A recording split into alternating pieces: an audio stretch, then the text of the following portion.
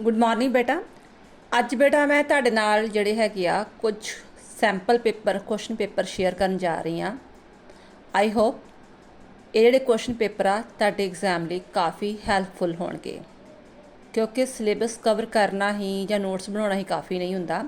ਜੇਕਰ ਤੁਸੀਂ ਉਸ ਦੇ ਅਕੋਰਡਿੰਗ ਬਾਅਦ ਵਿੱਚ ਕੁਝ ਕੁਐਸਚਨ ਪੇਪਰ ਸੋਲਵ ਕਰ ਲੈਂਦੇ ਹੋ ਤਾਂ ਤੁਹਾਡਾ 90% ਤੁਹਾਡਾ ਜਿਹੜਾ ਕੌਨਫੀਡੈਂਸ ਲੈਵਲ ਵਿੱਚ ਅਪ ਹੋ ਜਾਂਦਾ ਹੈਗਾ ਵਾ। तो पेपर अटैम्प्ट करना तो वह भी ईजी हो जाता है, क्योंकि तुहाडे दिमाग च कंसैप्ट क्लीयर हो जाता है कि किहो जिहे क्वेश्चन वगैरह आ सकते हैं। तो मैक्सीमम इस तरह ही हुंदा फस्ट ईयर विच कि जो क्वेश्चन पेपर दिते हुंदे आ, ठीक है, जिहड़े पिछले सालां दे 4-5 ਜਾਂ 7-8 क्वेश्चन पेपर वगैरह उन्हां विचों ही 99% क्वेश्चन पेपर आउंदा है। ठीक है, तो इन्होंने क्वेश्चन विचों कोई भी तुहानूं क्वेश्चन टफ लगता है कि नहीं समझ आ रही होगी कि क्वेश्चन किवें अटैम्प्ट करना है, तो तुसीं कमेंट बॉक्स विच लिख सकते हो। फस्ट ऑफ ऑल इंस्ट्रक्शन दित्तियां होईयां है कि जिहड़े हैगे आ 4 भाग होणगे ते 4 भागां विच 2-2 क्वेश्चन होणगे ते हर भाग विचों एक पहला क्वेश्चन अटैम्प्ट करना जरूरी है। ठीक है, और दैन आफ्टर जिहड़ा तुसीं 5वां क्वेश्चन जिहड़ा हैगा वा वो किसी भी सैक्शन तो कर सकते हो। तो हर क्वेश्चन के कितने मार्क्स ने 20। ठीक है, तो सैक्शन पहला तुसीं इहदी स्क्रीनशॉट लैके रख सकते हो। सैक्शन ए विच क्वेश्चन आ रहा है राजनीतिक विज्ञान के अर्थ और प्रकृति बारे चर्चा करो। विज्ञान के अर्थ यानी कि इहदे मीनिंग डैफिनेशन तुसीं 1-1.5 पेज विच इहनूं फिल करोगे। दैन आफ्टर जो प्रकृति आ, ठीक है, उस बारे जो भी प्रकृति विशेषताएं उस बारे एक्सप्लेन करोगे, यानी कि इसका नंबर अलग होणगे, इसके नंबर अलग होणगे। तो दोनों फिर तुहाडे घट्टो घट्ट 7-8 पेज फिल होने चाहिए हैं। नैक्सट क्वेश्चन आ रहा अर्थशास्त्र के नाल राजनीतिक विज्ञान के संबंधों बारे चर्चा करो। अर्थशास्त्र की हुंदा है, राजनीति शास्त्र की हुंदा है, मीनिंग ते डैफिनेशन दसोगे। दैन आफ्टर दोवां दा संबंध, यानी कि अर्थशास्त्र की राजनीति शास्त्र हुंदे ते राजनीति शास्त्र की अर्थशास्त्र हुंदे। दैन दोनों विचकार जिहड़ा अंतर। फिर सैक्शन बी क्वेश्चन आ रहा राज नूं परिभाषित करो और इससे जरूरी तत्थां की चर्चा करो। परिभाषित करो, ये भी 1-1.5 पेज में फिल करोगे जो राज का मीनिंग हैगा वा जां उहदियां डैफिनेशन आ।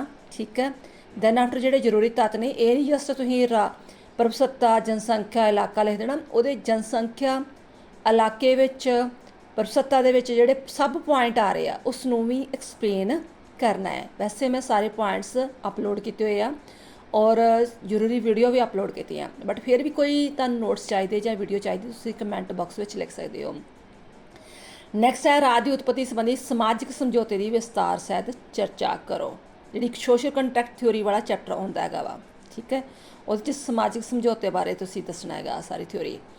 सैक्शन सी विच राज की प्रकृति संबंधी मार्क्सवादी सिद्धांतां का विस्तार नाल वर्णन करो। ये मार्क्सवादी सिद्धांतां बारे गल करनी है। पहला भी कुछ पॉइंट दिते गए बट सिद्धांतां बारे गल करनी हैगी आ। नैक्सट लोक कल्याणकारी राज की परिभाषा दिओ ते इसके प्रमुख विशेषताएं का वर्णन करो।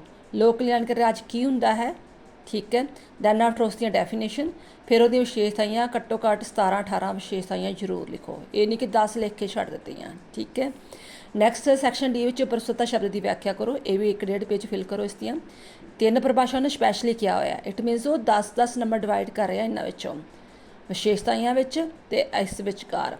ठीक है, 10 नंबर विशेषताएं दे होणगे ते 5-5 इसदे होणगे। व्याख्या शब्द की व्याख्या ते 3 परिभाषा दे। प्रदेशिक प्रतिनिधता का अर्थ दसो, इसके गुण तो औगण।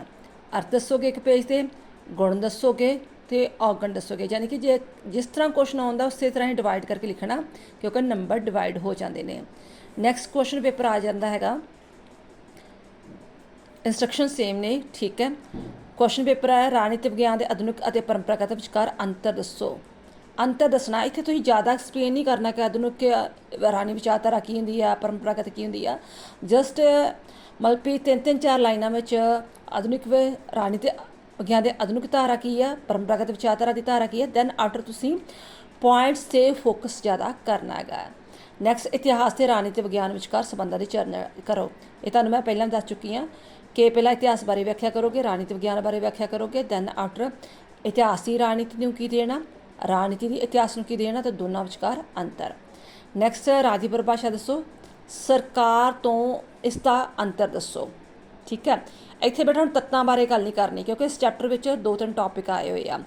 ਇੱਕ ਤੇ ਜਿਹੜੇ ਹੈਗੇ ਉਹਦੇ ਤੱਤ, ਦੂਜਾ ਸਰਕਾਰ ਤੇ ਰਾਜ ਤੇ ਸਰਕਾਰ ਵਿਚਕਾਰ ਅੰਤਰ, ਤੇ ਇੱਕ ਟੌਪਿਕ ਹੋਰ ਹੈਗਾ ਵਾ। ਠੀਕ ਹੈ, ਤੇ ਇੱਥੇ ਤੁਸੀਂ ਰਾਜ ਤੇ ਸਰਕਾਰ ਵਿਚਕਾਰ ਅੰਤਰ ਬਾਰੇ ਗੱਲ ਕਰਨੀ। ਬੱਚੇ ਮੈਕਸੀਮਮ ਇਹ ਟੌਪਿਕ ਛੱਡ ਦਿੰਦੇ ਨੇ ਕਿ ਸ਼ਾਇਦ ਸਿਰਫ ਤੱਤਾਂ ਬਾਰੇ ਗੱਲ ਕਹੀ ਆ, ਬਟ ਉਹਨਾਂ ਨੇ ਯੂਨੀਵਰਸਿਟੀ ਨੇ ਸਿਲੇਬਸ ਵਿੱਚ ਇਸ ਬਾਰੇ ਵੀ ਗੱਲ ਕੀਤੀ ਹੋਈ ਆ।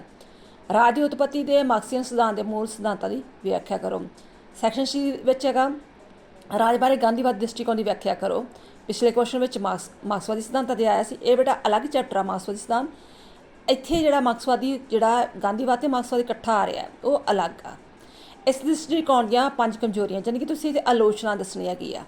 ਪਹਿਲਾਂ ਸਿਧਾਂਤਾਂ ਦੀ ਵਿਆਖਿਆ ਕਰਨੀ ਆ, ਜੋ ਵੀ ਹੈਗੇ ਉਹਦੇ 10-15 ਪੁਆਇੰਟਸ ਵਗੈਰਾ, ਤੇ ਇੱਥੇ ਕਮਜ਼ੋਰੀਆਂ ਜਸਟ ਤੁਸੀਂ 5 ਦੱਸਣੀਆਂ। ਇੱਥੇ ਇਹ ਨਹੀਂ ਕਿ ਆਲੋਚਨਾ ਦੇ 10-15 ਪੁਆਇੰਟ ਕਰੋ, ਜਿੰਨੇ ਪੁੱਛੇ ਉਨੇ ਹੀ।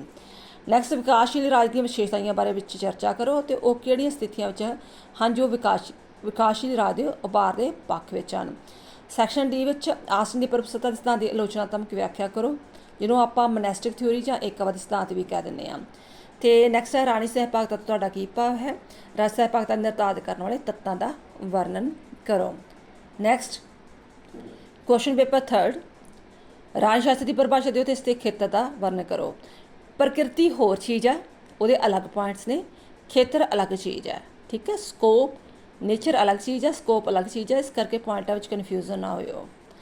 ਨੈਕਸਟ, ਰਾਣੀ ਸ਼ਾਸਤਰ ਦੇ ਪਰੰਪਰਾਗਤ ਦ੍ਰਿਸ਼ਟੀਕੋਣ ਅਨੁਸਾਰ ਇਸ ਦੇ ਸਰੂਪ ਅਤੇ ਦਾਇਰੇ ਦਾ ਵਰਣਨ ਕਰੋ।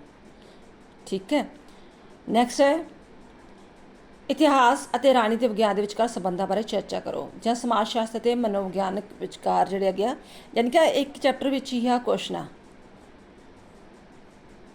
ਮਤਲਬ ਜਾਂ ਕੁਐਸਚਨ ਇਸ ਤਰ੍ਹਾਂ ਆ ਸਕਦਾ ਜਾਂ ਕੁਐਸਚਨ ਇਸ ਤਰ੍ਹਾਂ, ਜਾਂ ਕੁਐਸਚਨ ਇਸ ਤਰ੍ਹਾਂ ਜਾਂ ਇਸ ਤਰ੍ਹਾਂ, ਯਾਨੀ ਕਿ ਇਹ ਦੋਨੋਂ ਚੀਜ਼ਾਂ ਦਾ ਮਤਲਬ ਇੱਕ ਹੀ ਆ ਵੀ ਤੁਸੀਂ ਖੇਤਰ ਦੱਸੋ ਜਾਂ ਇਸ ਦੇ ਸਰੂਪ ਅਤੇ ਦਾਇਰੇ ਦੀ ਚਰਚਾ ਕਰੋ। ਠੀਕ ਹੈ, ਨੈਕਸਟ ਸੈਕਸ਼ਨ ਬੀ ਵਿੱਚ ਰਾਜ ਨੂੰ ਪਰਿਭਾਸ਼ਿਤ ਕਰੋ, ਇਸ ਦੇ ਜ਼ਰੂਰੀ ਤੱਤਾਂ ਬਾਰੇ ਵਰਣਨ ਕਰੋ, ਜਾਂ ਰਾਜ ਅਤੇ ਸਮਾਜ, ਰਾਜ ਅਤੇ ਸਰਕਾਰ ਵਿਚਕਾਰ ਅੰਤਰ ਦੱਸੋ। ਮੈਂ ਪਿਛਲੇ ਦੱਸਿਆ ਸੀ ਕਿ ਹਾਂ ਮਤਲਬ ਇੱਕ ਤੇ ਪਰਪਸਤਾ ਬਾਰੇ ਗੱਲ ਕਰ ਰਹੇ ਆ, ਦੂਜਾ ਉਹ ਜਿਹੜੇ ਹੈਗੇ ਆ ਸਮਾਜ ਬਾਰੇ ਵੀ ਅੰਤਰ ਬਾਰੇ ਗੱਲ ਕਰ ਰਹੇ, ਅਤੇ ਸਰਕਾਰ ਬਾਰੇ ਵੀ ਅੰਤਰ ਗੱਲ ਕਰ ਰਹੇ ਆ, ਕਿਸੇ ਬਾਰੇ ਵੀ ਟੌਪਿਕ ਆ ਸਕਦਾ। ਪਰ ਇਸ ਤਰ੍ਹਾਂ ਪੇਪਰ ਆਉਂਦਾ ਨਹੀਂ ਹੈਗਾ, ਜਸਟ ਇੱਕ ਪਾਰਟ ਵਿੱਚ ਇੱਕ ਹੀ ਕੁਐਸਚਨ ਪੁੱਟ ਕਰਦੇ ਆ। ਠੀਕ ਹੈ, ਮੇ ਵੀ ਸ਼ਾਇਦ ਇਹ ਲੋਕਡਾਊਨ ਦੇ ਅਕੋਰਡਿੰਗ ਆਇਆ ਹੋਗਾ, ਬਟ ਕੁਐਸਚਨ ਇੰਪੋਰਟੈਂਟ ਨੇ। ਰਾਜ ਦੀ ਉਤਪਤੀ ਦੇ ਸੰਬੰਧਿਤ ਸਮਾਜਿਕ ਸਮਝੌਤੇ ਸਿਧਾਂਤ ਦੀ ਵਿਸਤਾਰ ਸਹਿਤ ਵਿਆਖਿਆ ਕਰੋ। ਸਕਰੀਨਸ਼ਾਟ ਲੈ ਕੇ ਤੁਸੀਂ ਰੱਖ ਸਕਦੇ ਹੋ। ਨੈਕਸਟ, ਰਾਜ ਦੀ ਉਤਪਤੀ ਦੇ ਮਾਰਕਸਵਾਦੀ ਸਿਧਾਂਤ ਦੇ ਮੂਲ ਸਿਧਾਂਤਾਂ ਦੀ ਵਿਆਖਿਆ ਕਰੋ। ਸੈਕਸ਼ਨ ਸੀ ਵਿੱਚੋਂ ਰਾਜ ਦੀ ਪ੍ਰਕਿਰਤੀ ਸੰਬੰਧੀ ਮਾਰਕਸਵਾਦੀ ਸਿਧਾਂਤਾਂ ਦੀ ਵਿਸਤਾਰ ਸਹਿਤ ਨਾਲ ਚਰਚਾ ਕਰੋ, ਜਾਂ ਰਾਜ ਬਾਰੇ ਗਾਂਧੀਵਾਦੀ ਦ੍ਰਿਸ਼ਟੀਕੋਣ ਦੀ ਵਿਆਖਿਆ ਕਰੋ ਅਤੇ ਇਸ ਦ੍ਰਿਸ਼ਟੀਕੋਣ ਦੀਆਂ 5 ਕਮਜ਼ੋਰੀਆਂ ਬਾਰੇ ਚਰਚਾ ਕਰੋ। ਲੋਕ ਕਲਿਆਣਕਾਰੀ ਰਾਜ ਦੀ ਪਰਿਭਾਸ਼ਾ ਦਿਓ ਅਤੇ ਇਸ ਦੀਆਂ ਮੁੱਖ ਵਿਸ਼ੇਸ਼ਤਾਵਾਂ ਦਾ ਵਰਣਨ ਕਰੋ, ਜਾਂ ਵਿਕਾਸਸ਼ੀਲ ਰਾਜ ਦੀਆਂ ਵਿਸ਼ੇਸ਼ਤਾਵਾਂ ਬਾਰੇ ਵਿਸਤਾਰ ਵਿੱਚ ਚਰਚਾ ਕਰੋ, ਉਹ ਕਿਹੜੀਆਂ ਸਥਿਤੀਆਂ ਜੋ ਵਿਕਾਸਸ਼ੀਲ ਰਾਜ ਦੇ ਉਭਾਰ ਕੇ ਪੱਖ ਵਿੱਚ ਆਈਆਂ ਹਨ। ਬੇਟਾ ਇੰਨੀ ਆਪਸ਼ਨ ਆਉਂਦੀ ਨਹੀਂ ਹੁੰਦੀ, ਮਤਲਬ ਕਿ ਉਹ 5ਵਾਂ ਇੱਕ ਹੀ ਕੁਐਸਚਨ ਹੁੰਦਾ, 6ਵਾਂ ਇੱਕ ਹੀ ਕੁਐਸਚਨ ਹੁੰਦਾ ਹੈ।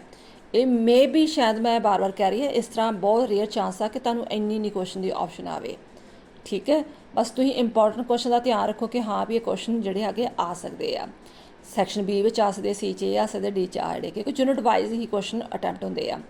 ਸੈਕਸ਼ਨ ਡੀ ਵਿੱਚ ਹੈਗਾ ਪਰਪਸਤਾ ਸਿਧਾਂਤ ਸ਼ਬਦ ਦੀ ਵਿਆਖਿਆ ਕਰੋ ਤੇ ਇਸ ਦੀਆਂ ਕੋਈ 3 ਪਰਿਭਾਸ਼ਾ ਲਿਖੋ, ਜਾਂ ਪਰਪਸਤਾ ਦੀ ਬੁਨਿਆਦੀ ਵਿਸ਼ੇਸ਼ਤਾਵਾਂ ਬਾਰੇ ਵਿਸਤਾਰ ਵਿੱਚ ਚਰਚਾ ਕਰੋ, ਜਾਂ ਆਸਨ ਦੀ ਪਰਪਸਤਾ ਦੇ ਸਿਧਾਂਤ ਦੀ ਆਲੋਚਨਾਤਮਕ ਵਿਆਖਿਆ ਕਰੋ।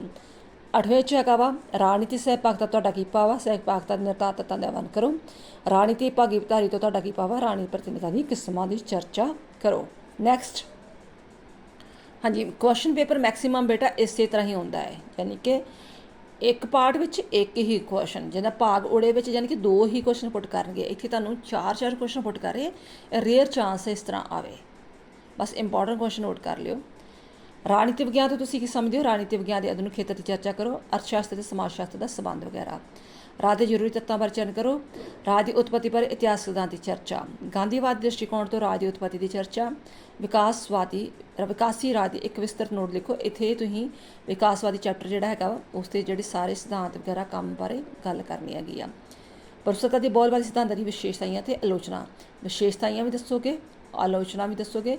10 ਪੁਆਇੰਟ ਇਹਦੇ, 10 ਪੁਆਇੰਟ ਇਸ ਦੇ। ਠੀਕ ਹੈ, ਰਾਜਨੀਤੀ ਭਾਗੀਦਾਰੀ ਤੋਂ ਤੁਹਾਡਾ ਕੀ ਭਾਵ ਆ, ਰਾਜਨੀਤੀ ਪ੍ਰਤੀਨਿਧਤਾ ਦੀਆਂ ਕਿਸਮਾਂ ਜਿੰਨੀ ਵੀ ਆ ਟਾਈਪ ਦੀਆਂ ਨੇ ਪ੍ਰਤੀਨਿਧਤਾ। ਠੀਕ ਹੈ, ਨੈਕਸਟ ਇਹ ਬੇਟਾ ਤੁਹਾਡਾ ਲਾਸਟ ਕੁਐਸਚਨ ਸੀ, ਠੀਕ ਹੈ। ਤੇ ਕੋਈ ਵੀ ਪ੍ਰੋਬਲਮ ਆਉਂਦੀ ਹੋਏਗੀ ਤਾਂ ਤੁਸੀਂ ਕਮੈਂਟ ਬਾਕਸ ਵਿੱਚ ਲਿਖ ਸਕਦੇ ਹੋ। ਮੈਂ ਤੁਹਾਡੀ ਹਰ ਪ੍ਰੋਬਲਮ ਹੱਲ ਕਰਨ ਦੀ ਕੋਸ਼ਿਸ਼ ਕਰਾਂਗੀ। ਥੈਂਕਸ ਬੇਟਾ।